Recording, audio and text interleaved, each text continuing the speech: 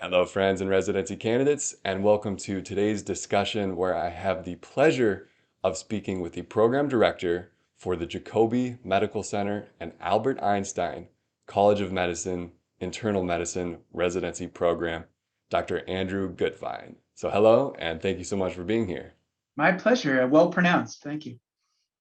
I'm glad to hear that I pronounced your name correctly. Always a very important way to start off an interview. And we have just gotten past match week. It's been a very exciting time of year for everybody. And before we know it, we're going to be into another application cycle. And I just want to start off with kind of a hard-hitting question to get things going, which is, what do you think is the number one thing that prevented residency candidates from getting interviews or getting ranked this cycle based on your experiences? Well, there was certainly a little bit of extra trickiness this cycle, only partially because we are just post the huge COVID rise from last year, but more because the NRMP implemented the signaling, the ERAS signaling was implemented, and along with geographic preferences and the expanded section on your history. And nobody was really sure exactly how they were going to use it and how much of a difference it would make. And in what way. Every program did it a little bit differently. Some participated, some didn't. I think all of that made it a little bit harder for the applicants to know exactly how to tailor their application to, in general, the pool and to the places that they wanted to go. And so, how did the supplemental ERAS application play out for your program? Was that something that you looked at? Was it something you participated in? Yeah, we were participating. I think the overwhelming majority of the programs selected they were going to participate, although just having said that didn't mean you actually had to use it. Some places checked off they would participate and then really didn't even use it at all. I started out looking through it. It was actually housed in a whole separate data analytics website, which made it much more awkward to look at that website and go back and forth to the ERAS website. And so it was hard to use right from the get-go. From what I understand, in future years, they're going to integrate it so that it won't be a problem for program directors and their selection committees. But because of that, some of us, including myself, took the one part that was the easiest to capture within it, which was that signal, the all-important signal, and put a little note in the regular ERAS where every single person was that had signals. So we can kind of use that information integrated into the regular ERAS software.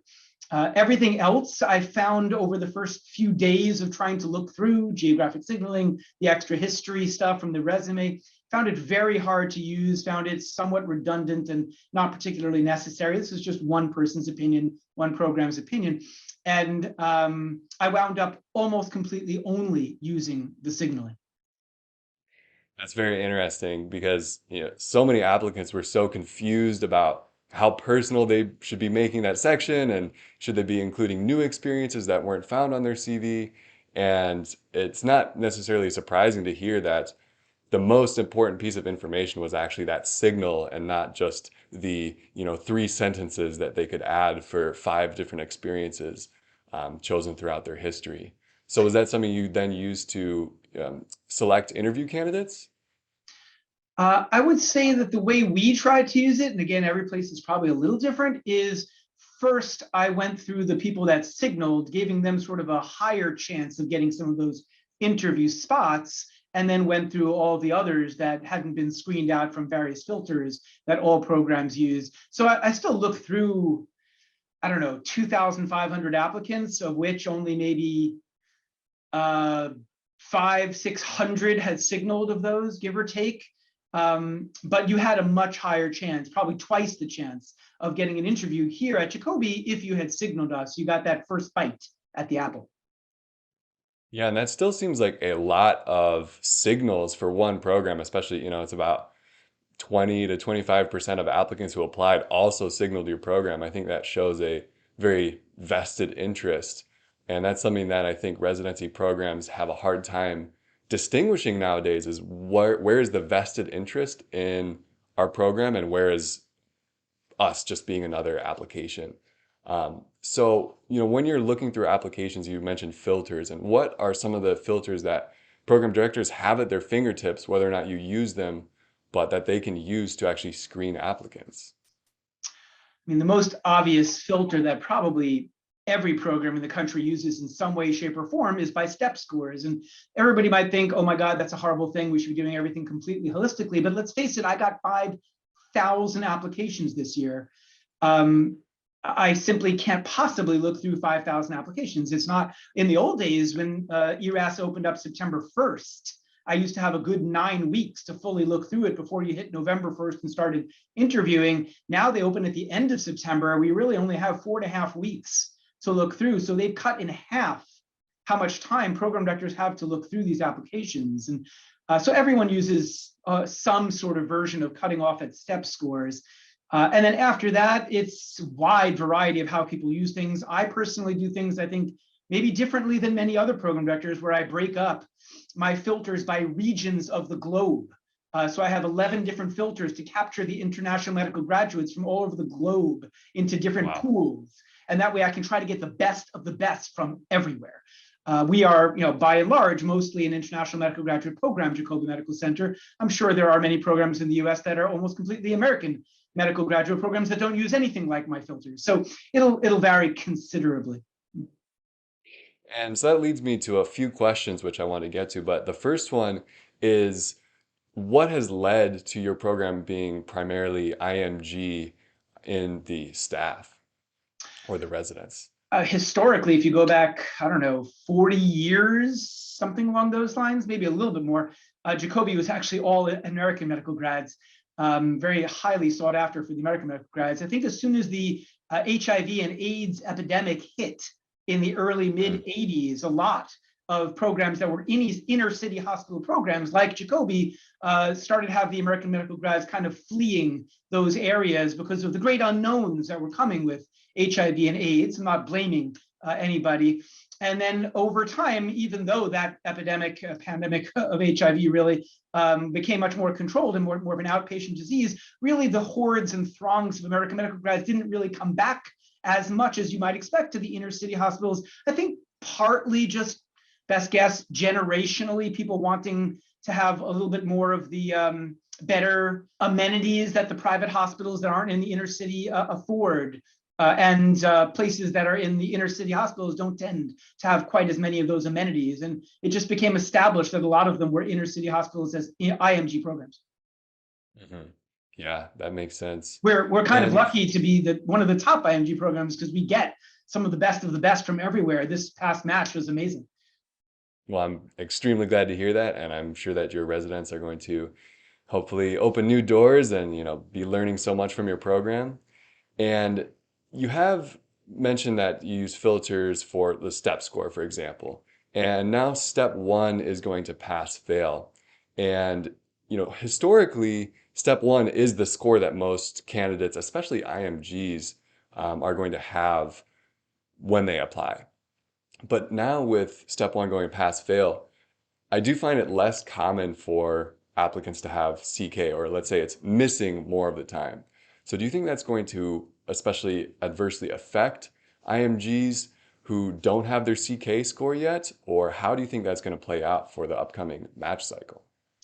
Yeah, I actually kind of disagree somewhat. I think it's a little bit of a two-pool kind of issue. The American medical grads, I would say, have always had the step one when they apply, and only a third or a half of them have step two, something within that realm. And that's been going on for many, many years. I've been a program director between Jacobi and Westchester Medical Center for it's 20 years coming up shortly. So I have a lot of historical perspective on that. The international medical graduates, I would say, have mostly had step one and step two. A smaller minority didn't have step two back, but most of them have had step two available. And for that matter, my program will not select someone to interview unless they have step two available. And we've been doing that for a very long time. So I would say the programs that get predominantly American medical grads, this will be a seismic shift of either having to really look more holistically at the file without having step one with the score, or waiting and getting the step two back from the American medical grads and really using that still. And that becomes the new marker for American medical grads. Whereas for the international medical graduates, I think many programs, including myself, have always used step two as a weightier score than the step one. and kind of expected to have both, even if not by deciding at the interview application season, but certainly by the time we rank somebody, to have those back. I personally use it much more heavily. I've always used much more heavily the step 2. So for Jacobi, this change to the step 1 being pass-fail will be minimally consequential. Yeah, that's very interesting. And so if somebody were to apply without the CK, and this is a hypothetical, would it be possible for them to, let's say they applied on the opening day when all the applications go out without the CK, and then their CK score came in, let's say mid-November, is that something that if it wasn't there right away, it's just they're not going to be considered? Or if it comes in later and there's still interview positions, is that something that would change their chances for being considered for an interview? I think some programs would kind of quickly filter out all the people that don't have every duck in a row, all those steps, all those items lined up. I actually leave those people as sort of on hold in ERAS. And so if they get their steps to score back anywhere between the beginning of interview application season and my last interview day, literally, I will still look at their file. So I'm actually looking And at so, them straight through the end of January. yeah, I mean, I think that's something that a lot of applicants would hope for, and it's extremely difficult to know how any individual program is going to, you know, carry out their filtering process. And, just hearing that's very interesting, and I think gives applicants a lot of perspective that there are differences, and you can't assume that one behavior is what every program is doing. Yeah, if you've Um, seen one program, you've seen one program. right. If you've talked to one program director, you've talked to one program director. Yeah. Yeah, and that's what we tell people a lot of times is, there's no one size fits all for these kind of gray area situations. Um, and you have to strategize in sort of a, multiple tiered approach sometimes and apply to certain programs with a certain portion of your application and apply to other ones with the full application. Um, but that actually brings me to another question, which is, if somebody applied with 2 letters of recommendation or one, how does that affect their application? Is that something you'd also wait on? Most programs require 3 as a minimum, at least in internal medicine. I would suggest to anyone out there listening, if you have 1 or 2 and you know the other 1 or 2 or 3 are coming shortly, just get everything you have in as soon as you have it. Don't wait until you have absolutely everything before hitting send on the entire package. Most program directors like myself, if they see you don't have everything in, they're not just necessarily going to inactivate your file. They'll just go past you, go to the next person, and eventually they'll get back to your file. If you don't even get your application in until 2 weeks late because you were waiting for something, there are, not myself, but there are many programs, I think, that are really looking at those people that got it in first as the key pool of showing people that are really interested in your program. Obviously, now that you have a signaling pathway, that may be less of an important issue, but I would say as soon as you have anything you have, just get it in. I would go back to your other comment before about the step 1 to add one other point. Now that it's going to be pass-fail, you really can't fail your first time. I think it's going to become a mark that you simply can never get rid of. You have to take that test with well prepared on a good day of rest. If you have bad news in the last week, just move it forward, change the date, whatever. You've got to go in there and pass the first time. I think that's really great advice and something that we've been hearing and telling candidates, which is don't change your strategy. Don't study less for step 1 just because it's pass fail. Aim for the 250, for the 260, because at the end of the day, if you don't pass the first time, like you said, it's going to be a huge hindrance when you're applying. Regardless if you got a strong CK score, I think that you're absolutely right, where it's going to be that attempt is going to have more negative weight than it Exactly. might currently carry. Exactly. It'll be a bad rule out.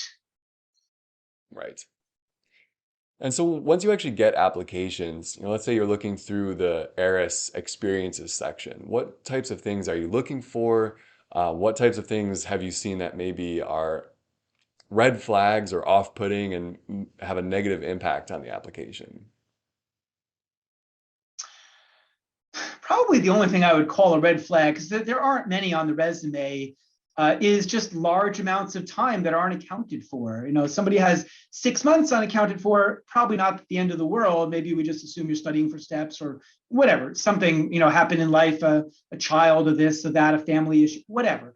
But you have a year, 2 years, 3 years without anything accounted for. I know my first thought is, what was going on there, and I need to know where I can't trust anymore your application. So at the very least, if you can't put something on that CV in that time, in your personal statement, at least explain it.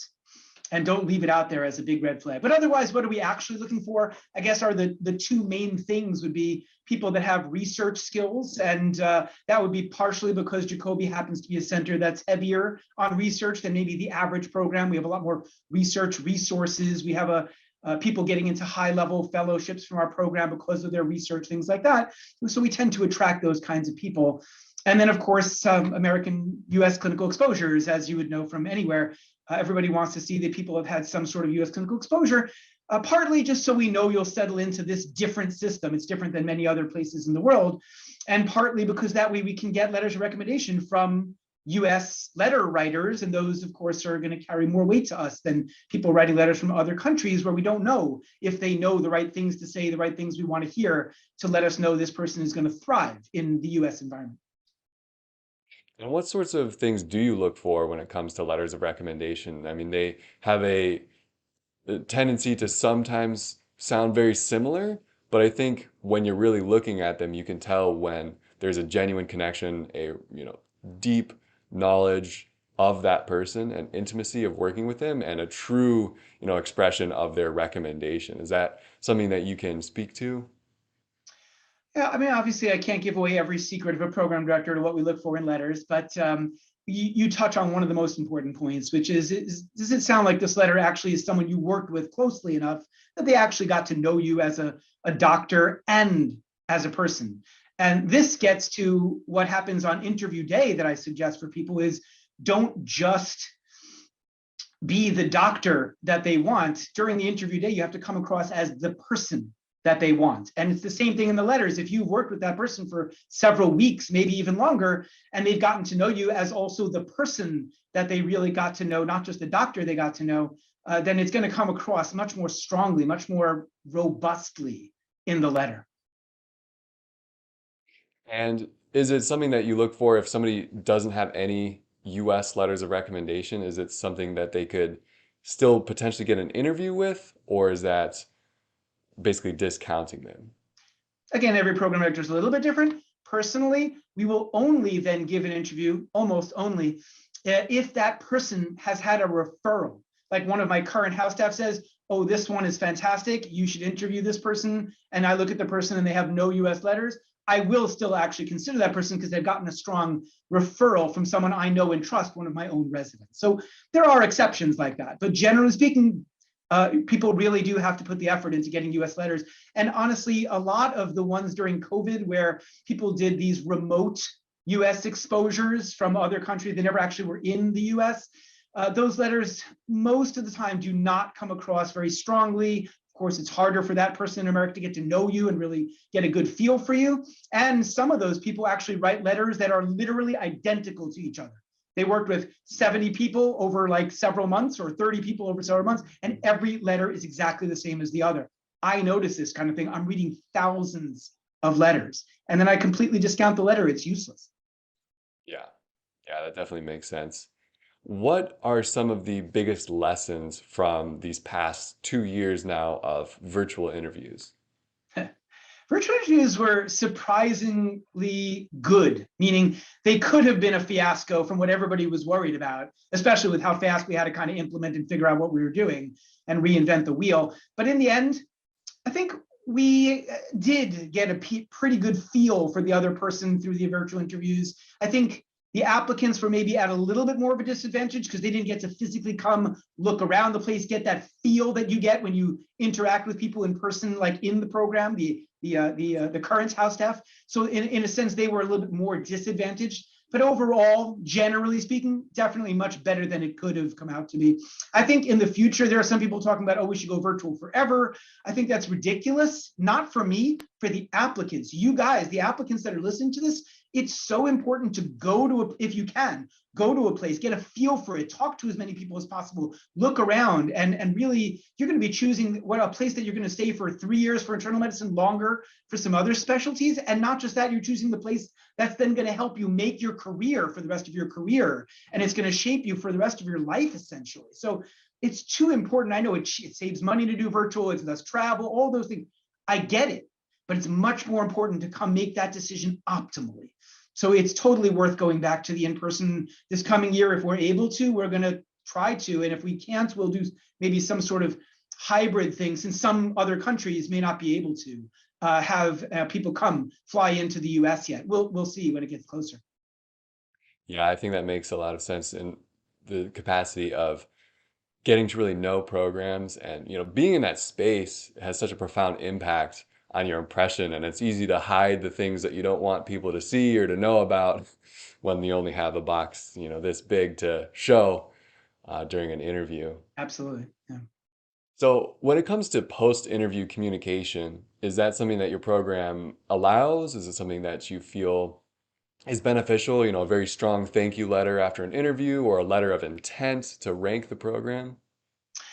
At the end of every single interview day that we have, I personally get back on virtually with the applicants and say that we are going like the AAIM, the Academic Alliance for Internal Medicine, that says that the program should not engage in post-interview day communication. And I tell them that we won't be reaching out to you guys unless we maybe forgot to ask a question or something like that. And of course, that they should feel free to contact us if they forgot to ask something, but that generally speaking, we will not be having a post-interview communication. And I explained that it simply puts more pressure back on the applicants, because then they might feel like they have to find some way to show us that they're actually really interested. When every decision is made by 2 hours after the interview day ends, it's over. We've already made our decision if they're A+ all the way through an F, and it's not going to change no matter what they tell us on a post-interview day communication thing. So I try to make it easier for the applicants to know that there's no more pressure, it's over. And in the end, yes, many of them do still send emails sort of saying something, we love your program, you're number one, you're in our top 3, things like that. I can't stop people from sending it. I don't encourage it. And if they send it, I just will write back, great to hear, or something simple like that. But nothing, it doesn't change in any way, shape, or form where I rank them. And to be honest, when they send back something saying, oh, by the way, I'm happy you're in my top 3, my first thought is, why not number 1? So I'm not even sure if they're making a bad impression to say, yeah, you're in my top 3. So I don't think it does anything useful, and I don't think it hurts in the end. Perfect. And, in terms of the whole residency experience, what do you think is something that residents can do to make the most out of their entire residency process as they're getting ready to become, full-fledged and independent physicians? I guess a couple of simple overlying things I would throw out there are, it's more important to be organized than brilliant. Although I meet so many brilliant people, it's ridiculous. But so get yourself organized first, and everything else will fall into place. And secondly, I'm a big fan of The 7 Habits of Highly Effective People by Stephen Covey. If you don't have that book, you should, and you should read it and live it. And one of the tenets of that book is begin with the end in mind. And that's how you should work with residency. Don't just sort of start and do your best on this rotation and do your best on that rotation. Of course, you should try to do best in every rotation, but think ahead to, what do I want to accomplish? What am I going to grow most from in this rotation, and then try to accomplish that? Or where do I want to be by the end of PGY1 with regard to thinking through my future career? Where do I want to be by the end of PGY2 with my research to get into that fellowship? Like, plan ahead, thinking with the end in mind, and you'll always wind up steering yourself right. Use your program's series of mentors to help you with that. I know at Jacobi, we have a series of people that they can work with between their big brother, big sister in the program, their assigned Jacobi faculty advisor in their specialty of interest, and then the research mentors that they can pick one or more of between Jacobi, Monty, and Einstein to help them work on that. So use whatever infrastructure you have in that program to help you in those thinking ahead parts of your planning. I think that's great advice. And do you have any particular desire for the direction of medical education in general? Is there something that you feel could be changed, or you think would make the whole application or residency process better in some way?